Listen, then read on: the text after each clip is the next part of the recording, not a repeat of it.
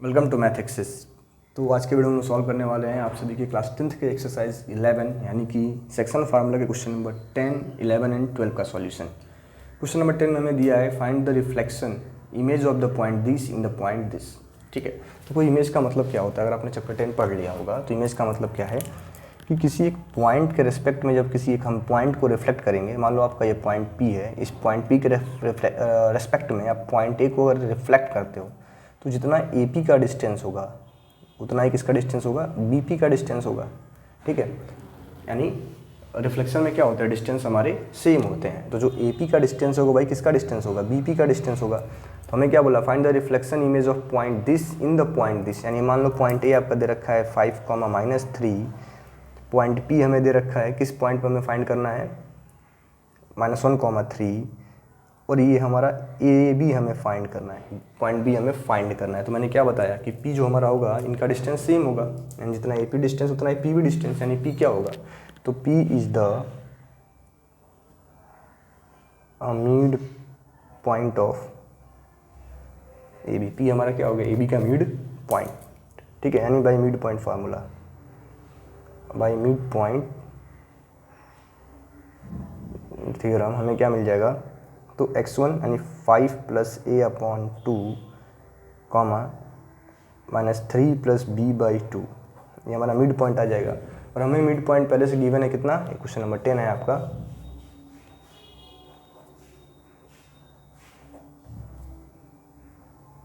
ठीक है, तो मैंने बता रखा है कि दो कोऑर्डिनेट्स तभी आपस में इक्वल होते हैं जब उनका पहला पार्ट पहले के इक्वल, दूसरा पार्ट दूसरे के इक्वल हो। यानी -1 हमें क्या मिल जाएगा, तो 5 + a/2 एंड ये मिल जाएगा 3 - 3 + b/2। ठीक है, तो इसको आप सिंप्लीफाई कर लो, -2 = 5 + a, और यहाँ में मिल गया 6 = -3 + b, यानी a की वैल्यू क्या आ गई, तो -2 - 5 a हमें आ गया -7, और b यहाँ से हमें क्या मिल जाएगा, तो 6 + 3 b हमें मिल गया 9। तो पॉइंट B क्या हो गया, तो पॉइंट B के कोऑर्डिनेट हो जाएंगे -7, 9। ये रहा आपके क्वेश्चन नंबर 10 का सॉल्यूशन। तो अगर वीडियो आपको अच्छा लग रहा है तो हमारे इस चैनल को आप सब्सक्राइब कर लें और वीडियोस को अपने फ्रेंड्स के साथ शेयर करें, क्योंकि हमारे इस चैनल पे ML अग्रवाल के सभी चैप्टर्स का डिटेल सॉल्यूशन आपसे डिस्कस किया गया है। देन अगला क्वेश्चन हमारा है question number 11।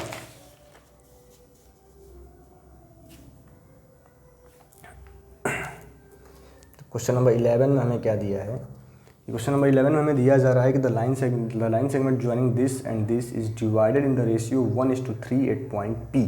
The points where the line segment AB intersect y axis calculate.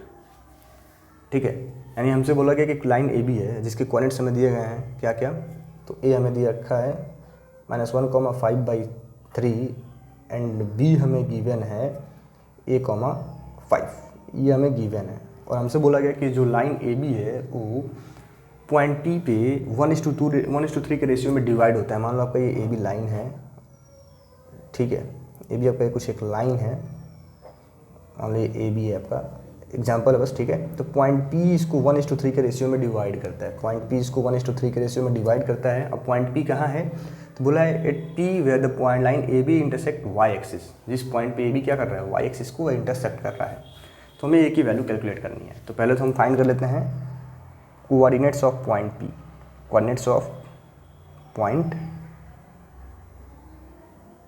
P। तो इसको हम कैसे फाइंड करेंगे, by applying section formula. By applying section formula तो हमें रेशियो दे रखा है क्या, मान लो आपका AB लाइन है ये -1,5/3, और ये A आपका a,5, और रेशियो में दे रखा है 1:3 का।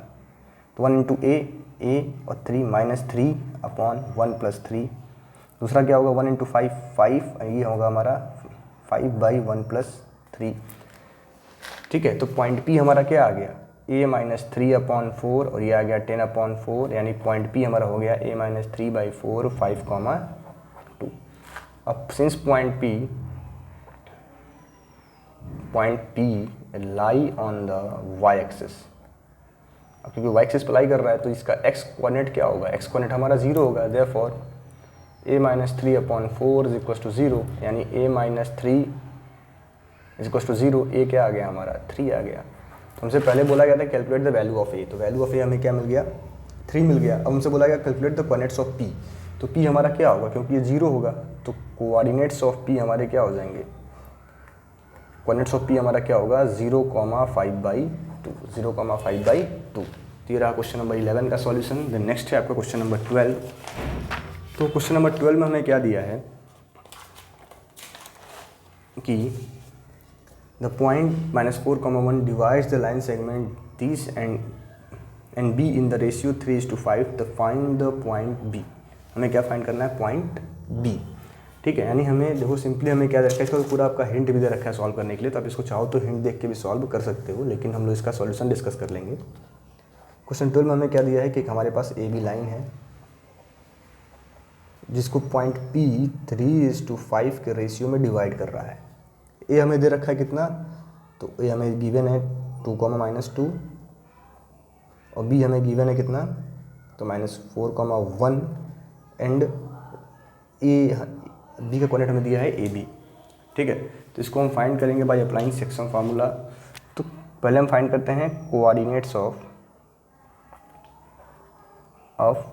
Point P. तो पॉइंट पी का अगर हम कोऑर्डिनेट फाइंड करें तो पॉइंट पी हमें क्या मिलेगा, इनको हमें सिंप्लीफाई करना पड़ेगा। तो 3a + 10/3 + 5 कैसे कर रहा हूँ मैं, फिर 3 × b 3b। देखो मैंने क्या बता रखा है कि इस साइड का मल्टीप्लाई आप इस साइड वाले में करना और इस साइड का मल्टीप्लाई आप इस साइड वाले में करना।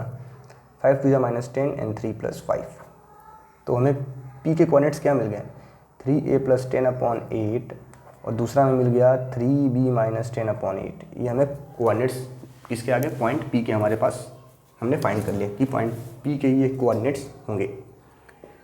ठीक है, अब हमसे क्या बोला गया कि हमें p पहले से गिवन है -4,1। तो यहाँ भी हम कंपेयर करेंगे क्योंकि दो कोऑर्डिनेट्स तभी आपस में इक्वल होंगे जब इनके क्या हो जाए, x कोऑर्डिनेट्स x के इक्वल हो, y कोऑर्डिनेट्स हमारा y के इक्वल हो। यानी 3a + 10/8 = -4 एंड 3b - 10/8 = 1। तो क्या हमें मिलेगा, 3a + 10 हमारा हो जाएगा कितना, -4 × 8 यानी 3a + 10 हमें मिल जाएगा -32। तो 3a + 10 हमें क्या मिल गया, सॉरी ये 10 है, और 3 हमें मिलेगा -32 - 10 यानी 3a आपका आ गया -42, यानी a की वैल्यू क्या होगी -42/3। तो a हमारा कितना हो गया -14। तो a की वैल्यू तो मिल गई, कितना आ गया 14 आ गया। अब इसको हम सॉल्व करते हैं तो 3b - 10 हमें मिलेगा 8, 3b क्या मिलेगा 8 + 10, 3b हमें मिल गया 18, b क्या मिलेगा 18/3, b आ गया हमारा 6। तो हमसे क्या पूछा था, फाइंड द पॉइंट b। तो पॉइंट b क्या था हमारा, a, b था, यानी पॉइंट b क्या होगा, तो पॉइंट b हमें क्या मिल जाएगा -14,6 ये आपका पॉइंट b का कोऑर्डिनेट रहा। ठीक है, तो ये आपके क्वेश्चन नंबर 12 का सॉल्यूशन रहा। देन नेक्स्ट है question number 13 and question number 13 में हमें क्या दिया गया है कि, तो क्योंकि हमारा क्वेश्चन सॉल्व हो गया तो इसमें हम लोग क्वेश्चन नंबर 13 को भी सॉल्व कर लेंगे। क्वेश्चन नंबर 13 में हमें क्या दिया गया है कि, या फिर 13 को हम नेक्स्ट वीडियो में सॉल्व करेंगे। Thank you.